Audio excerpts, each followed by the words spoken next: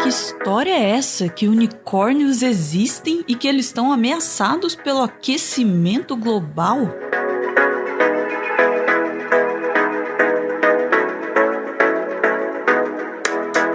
Em novembro de 2012, a Agência Estatal de Notícias da Coreia do Norte noticiou uma descoberta inusitada. Segundo a agência, arqueólogos norte-coreanos teriam encontrado a toca de um unicórnio. Bom, pelo menos isso é o que foi noticiado na mídia ocidental, que, claro, tratou a notícia com enorme deboche. Mas tudo isso não passou de um erro de tradução, que acabou sendo distorcido pelo telefone sem fio de tabloides e portais de notícias. O que os arqueólogos norte-coreanos encontraram foi um sítio arqueológico na capital da Coreia do Norte. Nesse sítio arqueológico foi encontrada uma rocha retangular onde estavam gravadas as palavras Toca de Kirin. Toda essa confusão começou quando a agência norte-coreana utilizou a palavra unicórnio para se referir ao Kirin. Um Kirin ou Kilin é uma criatura mística que é representada de várias maneiras nas diferentes culturas asiáticas, mas nenhuma delas é parecida com o unicórnio mágico que nós conhecemos aqui no mundo ocidental. De acordo com os arqueólogos norte-coreanos, essa toca pertencia ao rei Dongmyong, que fundou o reino de Goguryeo, que por muito tempo foi o mais poderoso dos 3 reinos da Coreia. Segundo a lenda coreana, o Kirin pertencia ao rei Dongmyong e era o meio de transporte favorito do rei. A descoberta desse sítio arqueológico foi usada pelo governo norte-coreano como prova de que a capital da Coreia do Norte é a verdadeira capital histórica das Coreias e o verdadeiro centro da civilização coreana. Mas a lenda de uma besta com um único chifre é muito mais antiga que os reinos que deram origem às Coreias. A primeira descrição de um unicórnio foi feita na Grécia Antiga por Ctésias de Cnido. Isso foi em um livro escrito em aproximadamente 397 a.C. Ctésias escreveu: existem na Índia certos jumentos selvagens tão grandes quanto cavalos, e até maiores. Eles são brancos, têm a cabeça vermelha escura e os olhos azuis escuros. Eles têm um chifre na testa que tem cerca de 45 centímetros. Dizem que quem bebe as poções feitas do pó desse chifre está a salvo de todas as doenças incuráveis, como convulsões e as chamadas doenças sagradas, e que também não pode ser morto por qualquer tipo de veneno. Assim como essa história da cloroquina, o chifre de unicórnio não tem nenhuma comprovação científica. Então é melhor não deixar o seu Jair ficar sabendo dessa história. Falando no seu Jair, Ctésias também não era alguém muito confiável, já que também adorava inventar histórias malucas e sem sentido, como a de homens com cara de cachorro, pessoas com 8 dedos nas mãos e tribos de pigmeus que tinham pênis nos calcanhares. O que Ctésias descreveu como sendo um unicórnio era provavelmente a mistura de pelo menos 3 animais: o rinoceronte indiano, o antílope tibetano e esse equino chamado de Qiang. E quem conta um conto aumenta um ponto.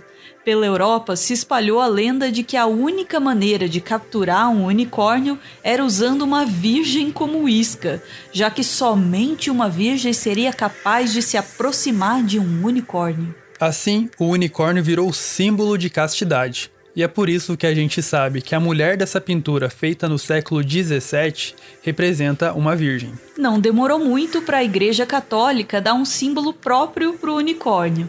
Na Idade Média, o unicórnio era visto pelos cristãos como uma representação de Jesus, que veio ao mundo por meio de uma virgem, a Virgem Maria. Durante toda a Idade Média, os livros de zoologia e história natural mais pareciam uma edição especial de animais fantásticos e onde habitam, já que eles misturavam descrições de animais reais e de seres mitológicos.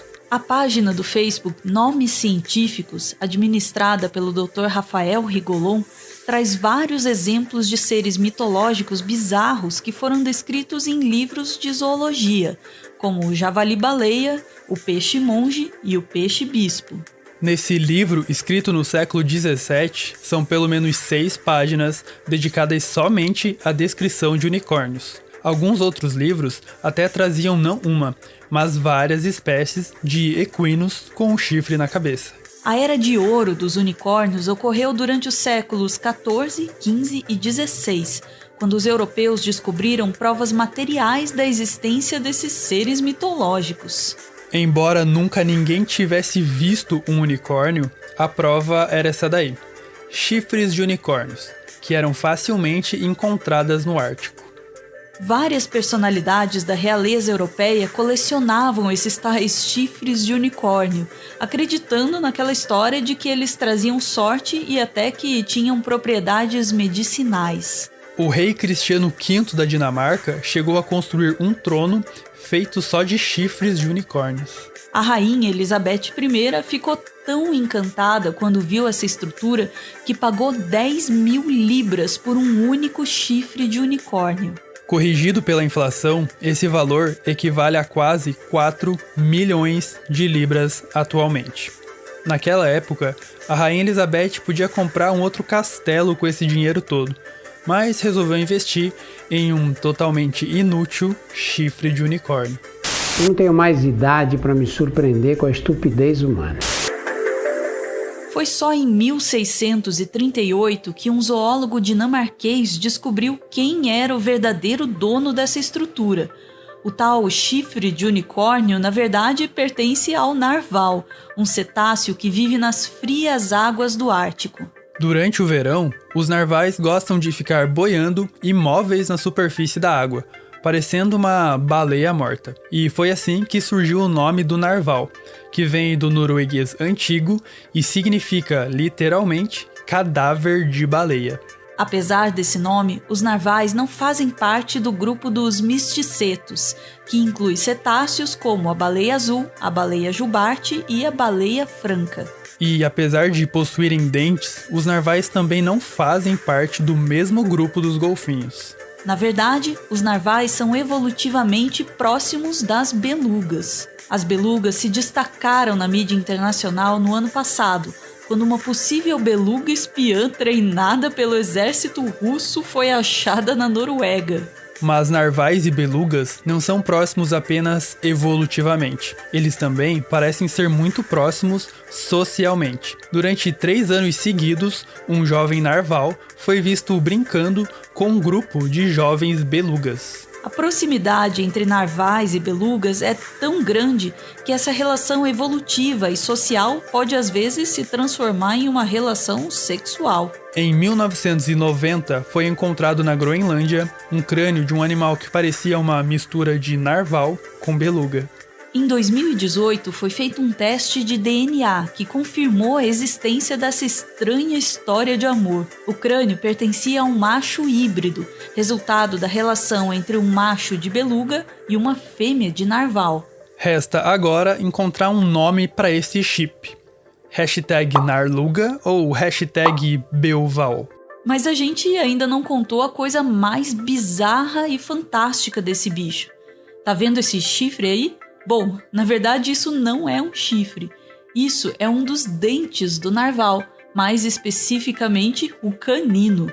Nos machos, esse dente pode passar dos 2,5 metros de comprimento e pesar mais de 2 quilos. Enquanto nas fêmeas esse dente não passa dos 30 centímetros. A real função desse dente enorme dos narvais ainda é uma incógnita. A gente ainda não sabe se os narvais entram em combates diretos e usam os dentes como armas, ou se eles apenas exibem os dentões para as fêmeas escolherem o macho preferido. Cerca de 40% dos machos possuem esses dentes quebrados. Também é muito mais comum encontrar feridas na cabeça de machos adultos do que de filhotes ou de fêmeas. Por isso, pode ser que os machos adultos usem esses dentes como armas em combates pelas fêmeas. Mas até hoje nunca foram vistos narvais saindo no soco, saindo no dente. Recentemente, os cientistas descobriram que a parte externa desse dentão enorme é cheia de terminações nervosas que são conectadas diretamente ao cérebro. Isso faz com que os dentes dos machos sejam muito sensíveis a mudanças de temperatura e salinidade da água. Ir ao dentista deve ser uma experiência horrível para um narval. Então, também existe a possibilidade das fêmeas escolherem os machos com dentes maiores, por eles serem melhores em explorar o ambiente e procurar comida. Como são animais difíceis de estudar, a única certeza que a gente tem por enquanto é que narvais não são unicórnios mágicos. Existem atualmente mais de 120 mil narvais, divididos em pelo menos 12 subpopulações. Mas ao contrário do Jack do Titanic, esses bichos adoram viver em águas geladas. E é por isso que, assim como quase todos os animais que vivem no Ártico, os narvais também estão gravemente ameaçados pelas alterações climáticas. O Ártico é uma das regiões mais afetadas pelo aquecimento do planeta. Em um cenário bem otimista, é previsto que a temperatura média do nosso planeta aumente cerca de 2 graus Celsius. Nesse mesmo cenário otimista, a temperatura do Ártico pode aumentar em até 7 graus Celsius.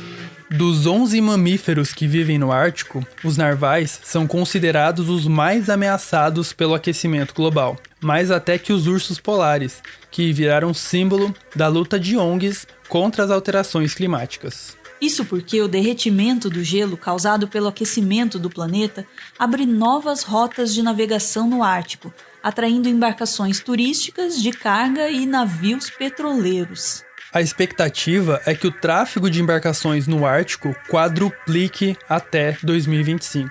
Como todo bom cetáceo, os narvais também se comunicam por sons e utilizam a ecolocalização para caçar e atrair parceiros sexuais.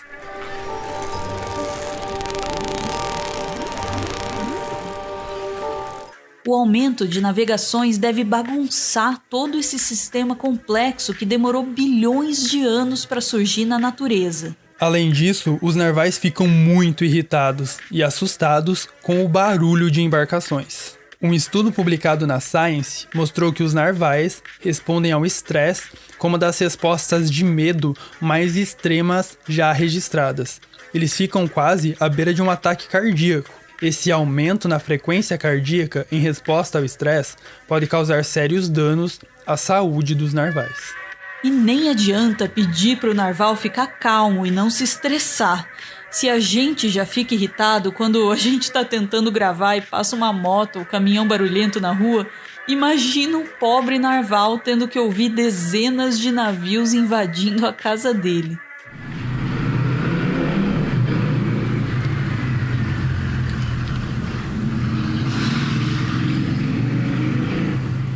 Assim como o Saci Pererê, a Mula Sem Cabeça, o Pé Grande e a meritocracia, o unicórnio também não passa de um mito criado pela mente humana. Mas o unicórnio dos mares, embora ainda seja um mistério para a ciência, existe de verdade. A mente humana é capaz de criar coisas bizarras, mas nem se compara à criatividade da natureza.